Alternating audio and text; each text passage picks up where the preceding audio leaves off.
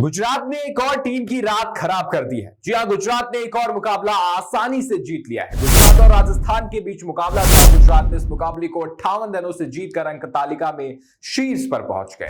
कल पहले बल्लेबाजी करते हुए गुजरात ने 217 रन बनाए। जवाब में सिर्फ 159 तक पहुंच पाई। राजस्थान की टीम एक बार फिर राजस्थान की बल्लेबाजी फ्लॉप होती नजर आई और एक बार फिर गुजरात की बैटिंग, गुजरात की बॉलिंग, गुजरात की फील्डिंग तीनों कमाल है। और बाउंड्री लाइन के बाहर खड़े नेहरा जी ने जो बताया, एक बार फिर गुजराती गेंदबाजों ने किया और सब कुछ वैसा ही हुआ जैसा नेहरा जी चाहते थे। कल का मुकाबला तो उतना मजेदार नहीं हुआ क्योंकि राजस्थान ने ना अच्छी बॉलिंग करी ना अच्छी गेंदबाजी करी, लेकिन उस मुकाबले में कुछ ऐसी चीजें हुई जो चर्चा का विषय बन गई है, खासकर रियान पराग का वो डिसमिसल।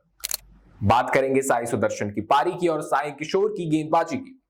नमस्कार, मैं हूं शिखर दीप और आप देख रहे हैं GBN 24।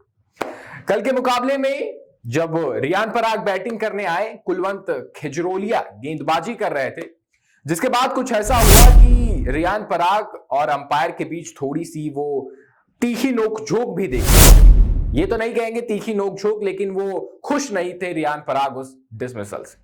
दरअसल हुआ क्या कि जब कुलवंत खिजरोलिया बॉलिंग करने आए, रियान पराग बैटिंग कर रहे थे, उन्होंने शॉट खेला, गेंद विकेटकीपर के पास गई, विकेटकीपर ने अपील किया, अंपायर ने आउट दे दिया, लेकिन रियान पराग को लगा कि ये आउट नहीं है। वो थर्ड अंपायर के पास जाते हैं। जब थर्ड अंपायर देखते हैं तो पता चलता है कि जब गेंद बैट के पास थी तो बैट जमीन पर भी था और जो उसमें स्पाइक नजर आ रही है वो बहुत ज्यादा है और बॉल की जो शैडो है, जो परछाई है, वो भी बैट पे नजर आ रही है। ऐसे में आउट देने का फैसला सही था या गलत? अब लोग तो यही कह रहे हैं कि वो नॉट आउट था क्योंकि बॉल की जो परछाई है, जो शैडो है, वो बैट पर नजर आ रही थी और जो स्पाइक है वो बहुत ज्यादा था। आपने देखा होगा जब एज लगता है और चेक किया जाता है तो हल्की सी स्पाइक आती है, लेकिन उस वक्त बहुत ज्यादा स्पाइक थी। ये साफ नजर आ रहा था कि बैट जमीन पर लगा हुआ है, ये उसकी स्पाइक है, लेकिन फिर भी थर्ड अंपायर के पास क्लियर एविडेंस नहीं थे। ग्राउंड अंपायर ने आउट दिया था, इस वजह से आउट दे दिया, लेकिन शैडो की तरफ अंपायर ने ध्यान भी नहीं दिया, जिसे लेकर खूब हंगामा मचा हुआ है। लोग यही कह रहे हैं सोशल मीडिया पर कि अंपायर अब ध्यान से अंपायरिंग नहीं कर रहे, थर्ड अंपायर भी ध्यान से अंपायरिंग नहीं कर रहे। वहीं कल के मुकाबले में 217 रन बनाए गुजरात ने, जिसमें कमाल की पारी खेली थी साई सुदर्शन ने। 82 रनों की कमाल की पारी खेली और ये बल्लेबाज अब बता रहा है कि सिलेक्टर्स आंख बंद करें या आंख खोले, उनके चेहरे में मैं ही नजर आऊंगा। जिस तरीके की पारी खेल रहे हैं, एक के बाद एक लगातार अहमदाबाद के ग्राउंड पर 5वां अर्धशतक था।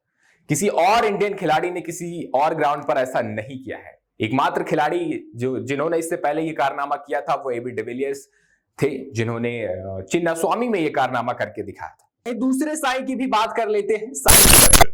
इन्होंने भी कमाल की गेंदबाजी की है। पहले मैच से लेकर अब तक टोटल 10 विकेटें ली हैं इन्होंने, लेकिन उन सिचुएशन में गेंदबाजी करने आए हैं जब टीम को विकेट की जरूरत ही थी और विकेट दिलाया भी है।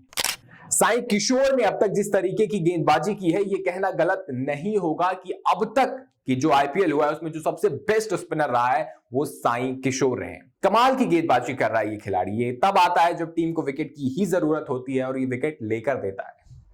इस टीम में राशिद खान है उनके साथ, लेकिन राशिद खान से भी अच्छी गेंदबाजी कर रहे हैं साई किशोर। दो साई मिलकर गुजरात की नैया को पार लगा रहे हैं, एक बैटिंग में एक बॉलिंग में। और गुजरात की टीम टेबल टॉप कर चुकी है, कमाल का प्रदर्शन कर रही है, अनबीटेबल बन चुकी है।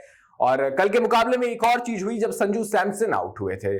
दरअसल आशीष नेहरा जयंत यादव के पास जाते हैं, जयंत यादव को कुछ कहते हैं, जयंत यादव भाग के प्रसिद्ध कृष्णा के पास जाते हैं, कृष्णा को कुछ बताते हैं, अगला ओवर प्रसिद्ध कृष्णा डालने आते हैं और उसी ओवर में कृष्णा को मिल जाती है संजू सैमसन की विकेट। एक बार फिर आशीष नेहरा ने दिखाया कि क्यों है वो कमाल की कोच।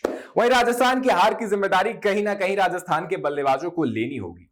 यशस्वी जायसवाल पे बहुत भरोसा दिखाया है राजस्थान की टीम ने, लेकिन इस सीजन यशस्वी जायसवाल के बल्ले से रन नहीं बन रहे। पिछले मुकाबले में अर्धशतकीय पारी खेली थी, लेकिन उसके अलावा अब तक यशस्वी जायसवाल से कमाल की इनिंग देखने को नहीं मिली। और ये कहना गलत नहीं होगा कि यशस्वी जायसवाल अब काफी समय से वो आउट ऑफ फॉर्म चल रहे हैं। वहीं नीतीश राणा पर भी राजस्थान भरोसा दिखा रही है, लेकिन नीतीश राणा भी अच्छा नहीं खेल रहे हैं। जब KKR ने उन्हें रिलीज किया था तो उन्हें बुरा लगा था और ये मौका था उन्हें दिखाने का कि KKR ने गलत फैसला लिया था, लेकिन नीतीश राणा ने जैसी अब तक की पारी खेली है, अब तक खेल दिखाया है, उससे KKR भी खुश होगी। और अब नीतीश राणा को भी सोचना चाहिए कि वो खराब प्रदर्शन कर रहे हैं, जिस इस वजह से केकेआर ने उन्हें रिलीज किया था, यही वजह है कि वो अब तक इंडियन टीम में अपनी जगह बनाने में कामयाब नहीं हुए। तो आपको क्या लगता है कि गुजरात की टीम क्यों लगातार मुकाबले जीत रहे हैं, और यशस्वी जायसवाल की फॉर्म को लेकर आप क्या कहेंगे, और रियान पराग क्या वो आउट थे या नॉट आउट? अपनी राय हमें कमेंट में जरूर बताएं, और ऐसी ही तमाम खबरों के लिए बने रहे हमारे साथ और देखते रहें GBN 24।